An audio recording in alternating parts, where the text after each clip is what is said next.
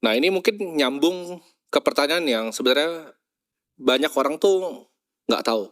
Tapi di dunia investasi, Cel, sebagai seorang investor tuh yang penting nggak cuma IQ atau kepintaran loh, tapi actually the emotional part. Menurut Warren Buffett ya, gue kan penganut Warren Buffett banget. Buffett itu yakin banget kalau misalnya lebih penting emosional.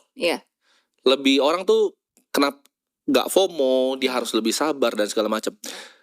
Nah ini gimana sih caranya, ibaratnya orang itu punya kedewasaan secara emosional kalau misalnya jadi seorang investor? Mungkin ini benar banget sih, karena kan orang mungkin yang banyak berasumsi investasi itu is all about looking at the company, and then kalau udah tahu informationnya we can make rational decisions. Padahal sebenarnya secara neuroscience, our brain itu kalau misalnya dibagi simpelnya ya, we have these two parts of our brains, the emotional brain and the rational one.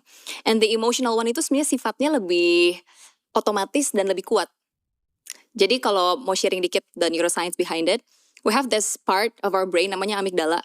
It's very small, shaped like an almond.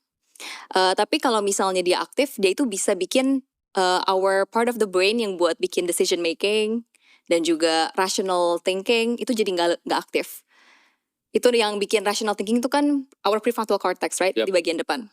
Nah kalau amigdalanya aktif, yang diaktifkan mostly by fear or by greed. Nah itu akan membuat prefrontal cortex kita jadi nggak aktif. Makanya kita nggak bisa bikin rational decision. Sebenarnya aku pengen tanya, kenapa orang tuh suka di financial market ya?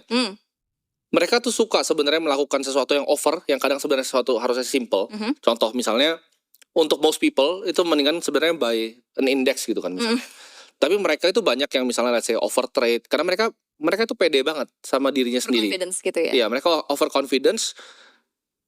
Tapi kan sebenarnya yang tadi kamu bilang fear, greed. Itu kan masuk tuh di dalam part dari semua investasi. Tapi apa yang bikin manusia itu sangat condong ke sana gitu. Sangat condong ke kalau dia fear, itu kan sebenarnya terbalik. Jadi you have to buy something di saat harganya di bawah kan.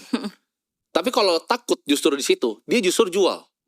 Jadi dia belinya tuh di atas pas orang lagi greedy semua. Dia jualnya di bawah, dia terbalik tuh, jadi salah.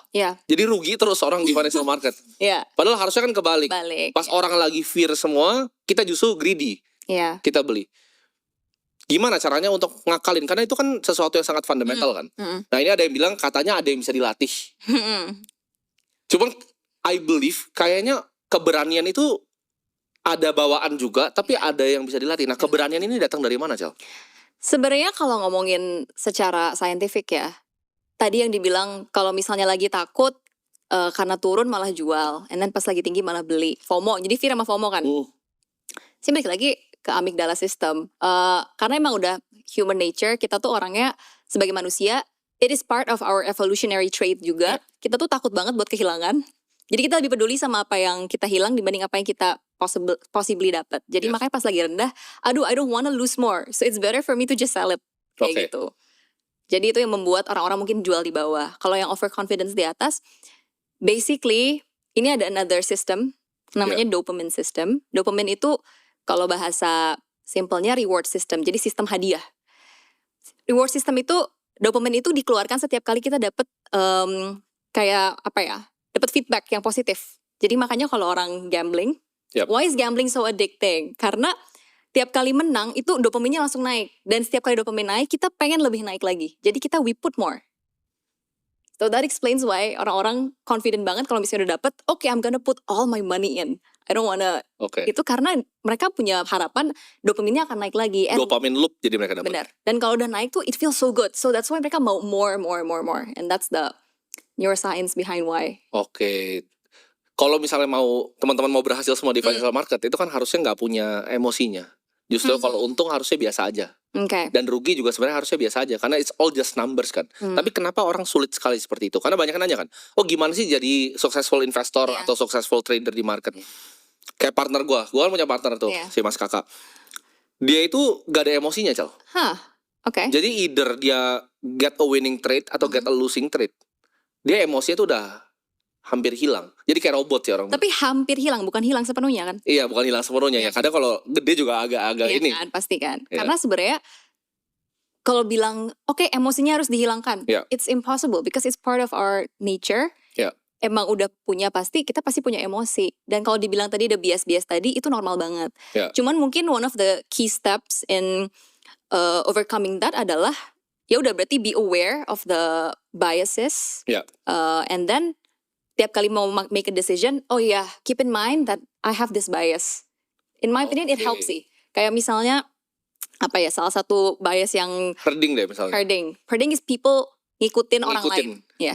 Kenapa sih the fundamental reason adalah kita tuh sebagai manusia, kita nggak suka beda dari orang lain karena kesannya nggak safe. Nah ini gue menarik banget. Sebenarnya ini herding di semua aspek kehidupan, Cel. Sebenarnya nggak cuma di investasi. Contohnya deh, di jalan tol. Lu perhatiin nggak? Orang tuh kayak saya tadi keluar kan, ambil kanan, semuanya ambilnya maunya kanan. Gue tuh ambil kiri sih, orang kirinya kosong. Kenapa ya? Why do people do that? Padahal gerbangnya banyak, mereka ambil kanan semua. Ini mau jawaban psikologi apa neuroscience nih? Kita dari neuroscience dulu ya. Kita tuh punya di otak kita namanya mirror neurons. Jadi neuron cermin kalau bahasa Indonesianya, yang aktif ketika kita berinteraksi sosial dan juga kita mengikuti orang lain. Kenapa? Karena kita kan sebenarnya kalau tarik lagi ke zaman purba, kita kan hidupnya in a tribe kan. In tribes, kita selalu bareng-bareng karena it's one of the ways buat kita protect ourselves from danger. Jadi itu sebenarnya part of our evolution supaya kita tetap aman. Karena imagine if you walk alone in a forest and then ada hewan buas, you're gonna get attacked and you're gonna die. Jadi makanya sebenarnya itu normal banget to have that herding behavior. Karena sebagai manusia, kita pasti pengen yang utama, our primary needs kan our safety ya. Kita paling peduli sama keselamatan kita dulu dong, nomor satu. Itu paling baseline. Nah itu dipenuhi dengan cara apa? Cara kita untuk bertahan hidup dan juga preventing ourselves to fall into danger adalah dengan melihat orang lain seperti apa and making sure kita nggak yang aneh banget dan melawan trends gitu. Nah ada salah satu bias yang sebenarnya tuh banyak banget orang yang jatuh ke sini. Confirmation bias. Contohnya adek lu si Troy, dia suka nanya tuh, ini menurut lu gimana gitu. Tapi sebenarnya dia tuh seeking confirmation of something that he did gitu. Jadi kalau diiyakan, oh yang ini bagus, dia akan pasti lebih tambah pede. Dan dia akan cenderung, atau misalnya lu juga sama kan, lu akan cenderung untuk cari orang yang punya opini yang sama. Cherry picking lah, pilih-pilih. Jadi pilih-pilih. Instead of ini emang trait manusia juga. Dibanding ada dua hal yang objektif, misalnya contoh ya, ada investasi A, investasi B.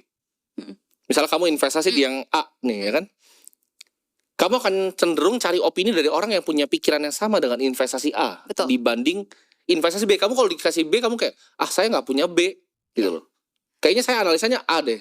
Kenapa itu? Kenapa bisa begitu? Tahu gak kenapa? Karena manusia itu lebih suka yang gampang. Padahal ini aku pribadi ya, kalau cari investasi, aku selalu cari yang punya opposite view. Misalnya mau buka outlet nih, tempatnya tanahnya di sini.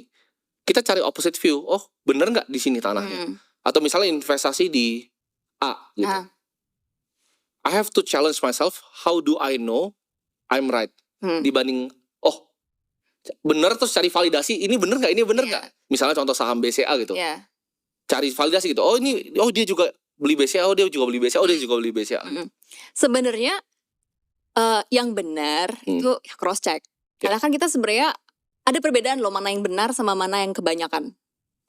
Opini yang maksudnya view yang orang lain kebanyakan setuju itu belum tentu benar. So if your main virtue is seeking truth, ya emang harus cross check. Itu udah paling basic lah. Cuman balik lagi, human nature, it's the way our brain is wired. Kita tuh emang yang paling peduli efficiency. So we don't wanna get tired. Kita nggak mau capek mikir, nggak mau susah. Emang udah basicnya, ibaratnya insting dasar kita tuh pengen yang gampang. Jadi makanya orang-orang mungkin, especially kalau misalnya udah ada this term namanya cognitive load di neuroscience. Jadi kalau cognitive load itu ibaratnya beban kognisi lah ya, beban pikiran. Kalau misalnya cognitive loadnya udah tinggi banget, kita tuh udah nggak bisa lagi mikir secara rasional sebenarnya. Jadi kebayang banget kalau misalnya orang-orang, let's say di luar sana yang mungkin lagi nonton juga, udah stres nih, misalnya stres sama kehidupan atau mungkin stres sama kedepannya harus kayak gimana dan macam sebagainya, kan pasti pikirannya udah penuh tuh sama those stress, right? Untuk bisa mikir rasional tuh lebih sulit pasti. Karena emang secara bisa dibilang, pernah nonton film Lucy gak? Pernah. Dia kan, intinya dia bilang the premise adalah dia bisa sampai 100%. Unlocking human brain. Human brain. Itu ada benernya nggak tapi? Sebenarnya enggak sih, itu Nggak bisa kan? nggak bisa. Cuman bisa dibilang salah satu message yang diambil dari film itu, otak kita tuh punya kapasitas. Jadi bayangin kayak otak kita tuh gini, our attention sama cognitive power itu di 1 gelas, let's say 1 liter. Kalau kita bagi-bagi, misalnya mikirin, harus mikirin tugas rumah misalnya, and then mikirin lagi kerjaan, terus mikirin misalnya hari ini jalan harus gimana ya, decision yang harus dibikin. Itu kan berarti dari 1 liter itu kita bagi ke 3 gelas. Bayangin lagi kita bagi lagi karena kan buat bisa bikin rational decision and then do cross check kan ngabisin energi yang banyak ya. Bayangin kalau udah diisi ke 3 gelas, sisanya dikit banget. Paham gak sih? Jadi udah there's nothing to pour